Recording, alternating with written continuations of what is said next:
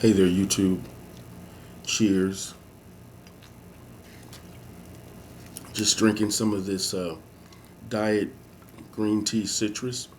One of my favorite drinks to drink while I'm relaxing at home or working or just whatever I'm doing. Uh, I like the taste of it, and it tastes really good. Cold, or even if it's gotten a little bit closer to room temperature. Anyway, you didn't come here to hear about what I'm sipping on here. Hadn't done a Let's Go for a Spin in actually some months, but I've still been listening to music. There was a time, probably in June, that I didn't really listen to much. Um, but then in the last early June, rather, I didn't listen to much for a couple of weeks. But the last month or so, I've been really listening more to a lot of stuff. And so I've got 10 LPs and four 12-inch singles that I've set aside. I've listened to more during that time, and I don't know, I might do another one. I'm going to make this a part two. I might do some more later. I'm not sure. It just depends on my schedule. But I hope everyone is doing very well out there. It's not much has changed. We're still living in this current administration, and there's a lot going on. So just encourage everyone to just keep your faith and keep moving forward, and let's plow ahead. Anyway, so I've already wasted almost 2 minutes of your time. And so the first record that I have here to show is MC5 back in the USA. MC5 stands for Motor City 5. They were a Detroit group that got their start in the late 60s, kind of psychedelic, garage rocky kind of music. This is their second album. It was just reissued by uh, by Rhino, and it's on a clear vinyl.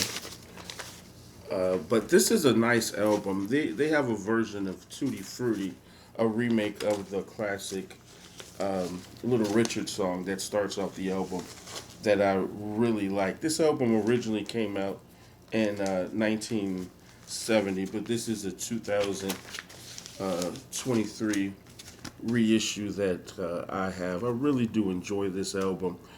Um, I've had this, I don't know, maybe close to a year. I think this was the second time that I played it all the way through. I enjoyed it. There's some good songs on here. It's not my favorite album, but it's something that I listen to sporadically.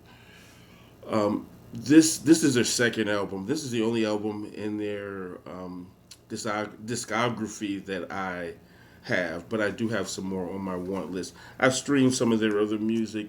This album is again, it's not bad. The price tag is still on here. I paid $25 for this new. I kind of think I got my money's worth, so I was happy with this purchase. Looking at my notes, this album has a median price of about $23 online, so it's still selling for about what I paid for it. And if I'm not mistaken, there were plenty of copies out there for sale around that same price. But I think it's a good deal. Uh, the next record here, I hadn't played this in a while. James Brown live at the Apollo Theater. This is a DOL reissue. Let me take it out. I think you can see it better when I take it out of the sleeve. But this is, a classic James Brown LP. This was recorded live at the Apollo Theater in October of 1962, October 24th, 1962.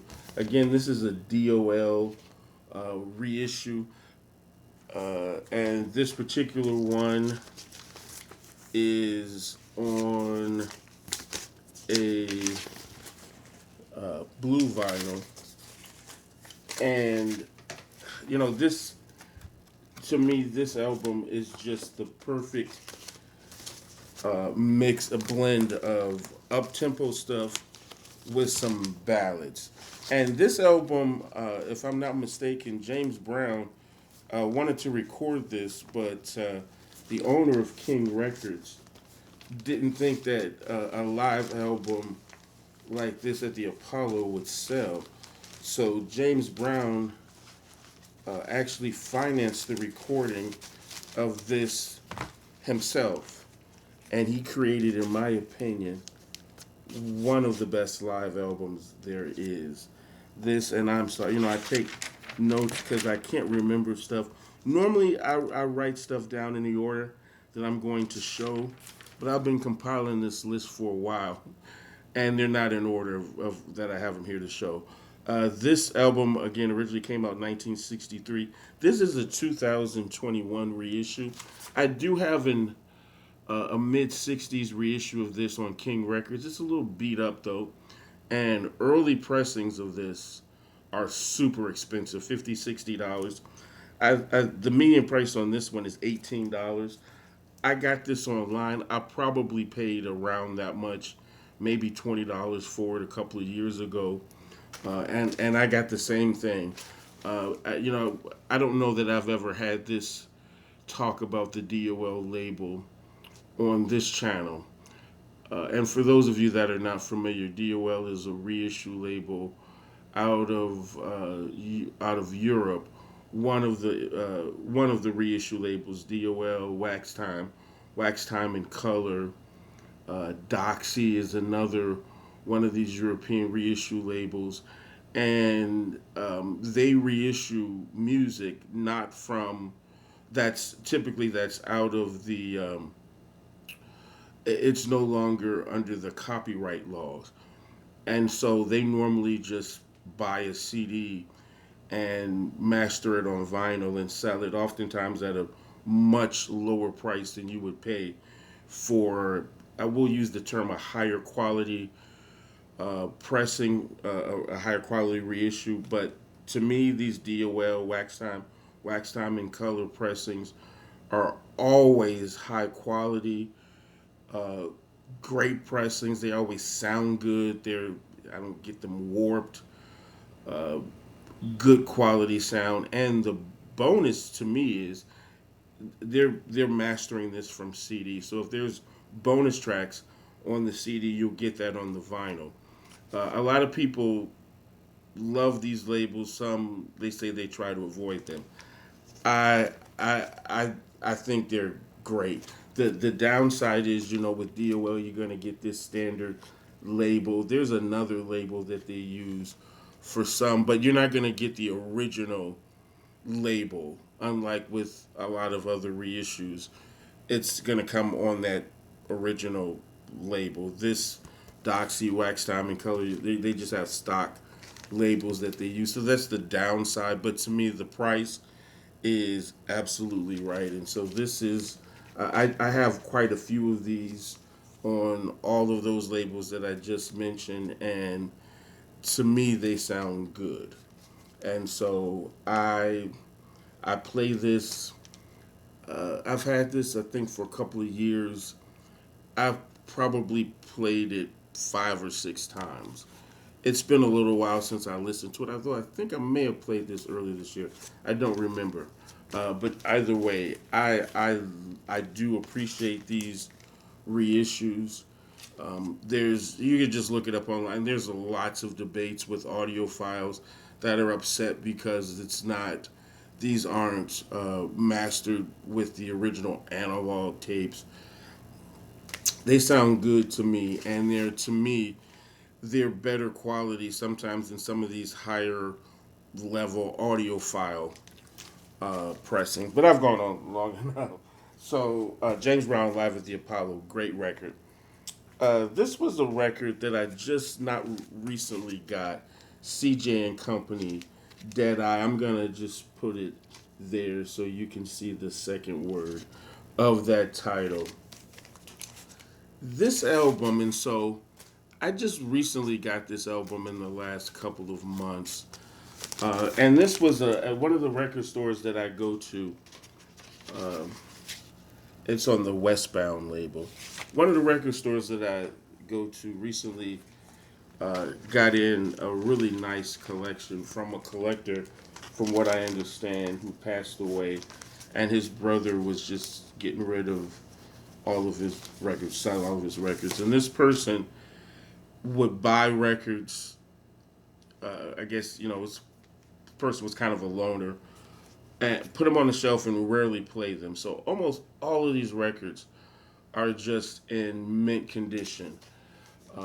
And so I got this one. This was, the record store selling some stuff $2, $3. I got some really good, more expensive stuff from that collection that was just fantastic. Great condition, immaculately kept, covers just beautiful.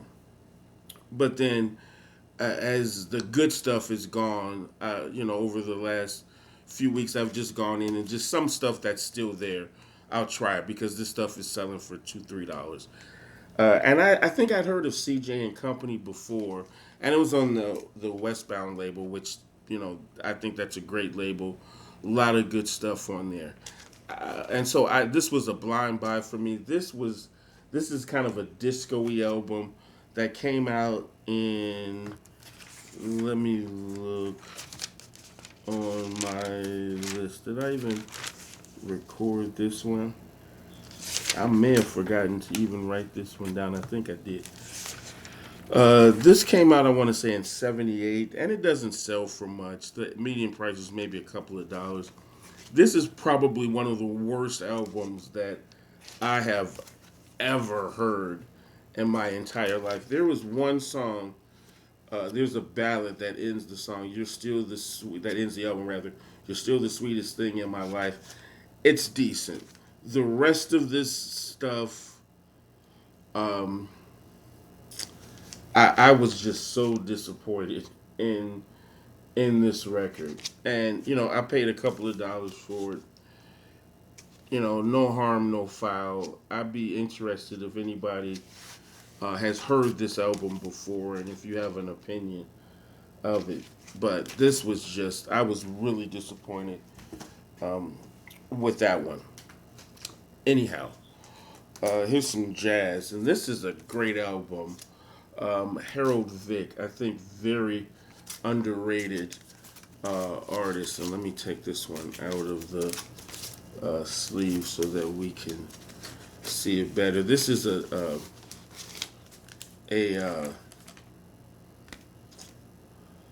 Tone Poet reissue for the great Blue Note label. And great pictures in there. I think that show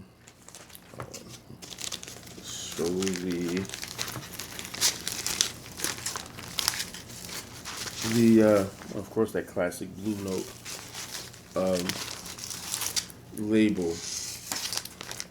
I think Harold Vick is one of the most underrated saxophone players. I'll tell you who's on this album. All-star lineup.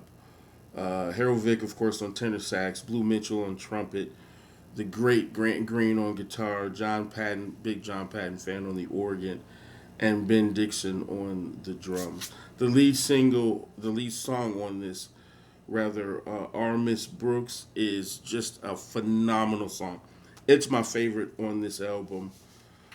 Dottie's Dream, Stepping Out. I like every song on this album, but Dottie's Dream and Stepping Out, the title track, are just some that stand out to me on this album. I got this last year from one of my local record stores, and I really like it when this collection came in. It was an audiophile collector who was moving and out of state and didn't want to take his records with him. And I guess his friend had most of these records and who collects and didn't want them, and so they brought them into the record store to sell. So when these audiophiles who take immaculate care of these records. Very seldomly play them. When they lose interest and sell them at either online or at a local record store, so I can get the records in almost new condition for half the price. I absolutely enjoy when that opportunity presents itself. This was one. I got a lot of great stuff from this person's collection when it came into the shop last year.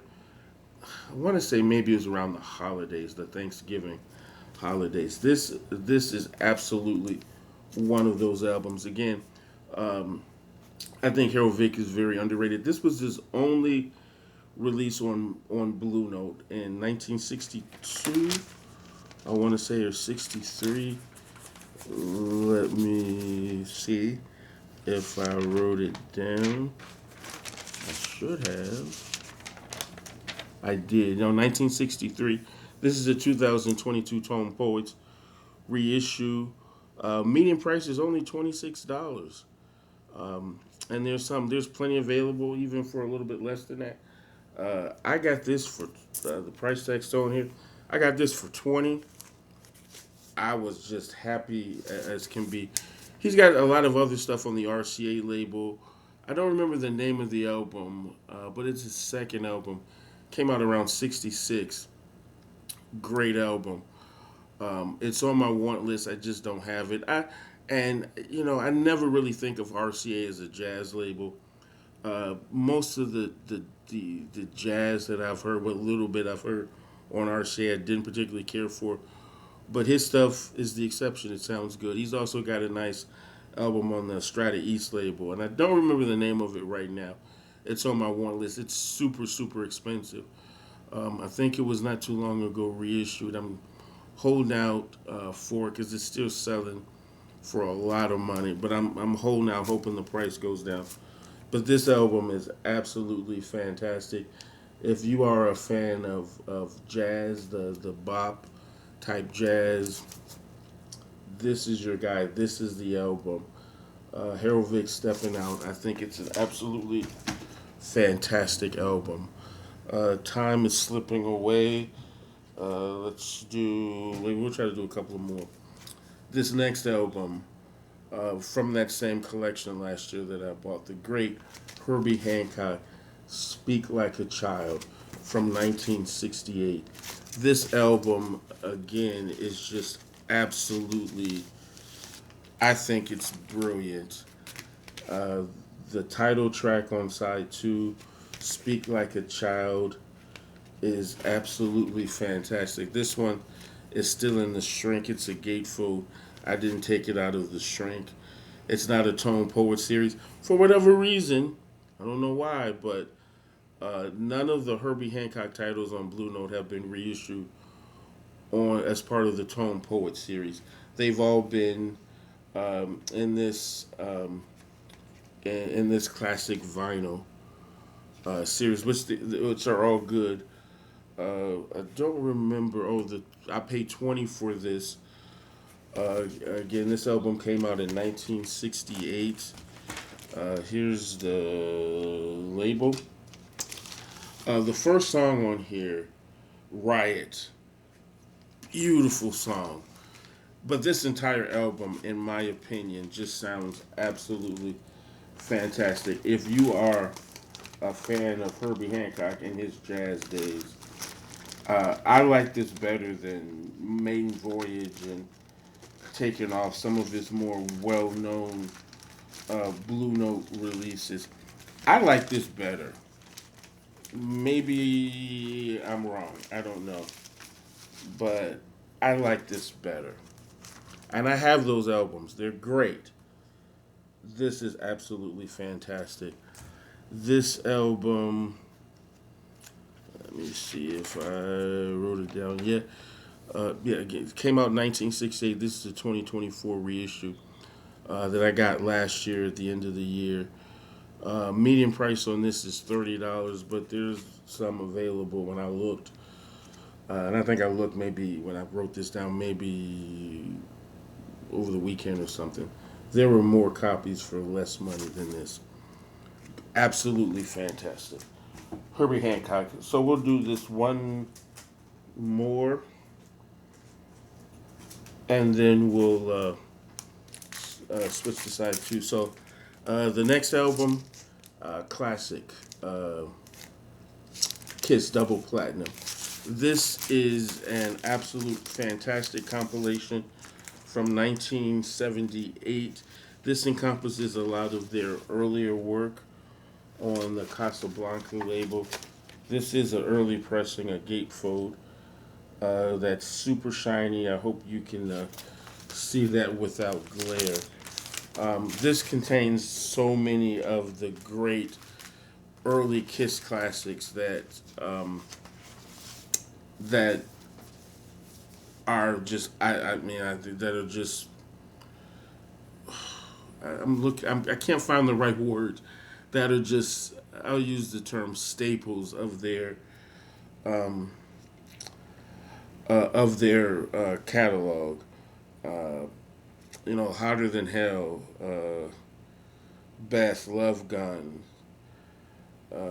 just some of the great tunes uh, on this album. I think I listened to this a couple of weeks ago. I listened to both LPs. Matter of fact, I think I listened to the second LP a couple of times on a Friday evening. Kiss Double Platinum, greatest hits. Essentially, it's just the greatest hits for them. All right, we're 21 minutes in. Thank you so much for sticking with me. I'll do these other records in a part two. So I hope that everyone is doing well. For me, music is just, it's a relaxing mechanism that I can use to just literally relax, get my bearings about myself, and just forget the problems of the world and bury myself, lose myself in these great tunes. So I hope I've shown something that maybe you aren't familiar with. I encourage you to go stream it. Nothing else. If you like it, you like it. If you don't, at least you got to hear it. And so again, thank you so much. I'll see you in part two. Hope everyone's having a wonderful and beautiful day. A wonderful and beautiful. I cannot believe we're already at the end of July of the year of 2025. Today it's July the 23rd. It's a little after midnight. I didn't feel like going to bed. I said, well, you know what? Let me just do this. So I'll close with this. Cheers. Have a blessed and wonderful day.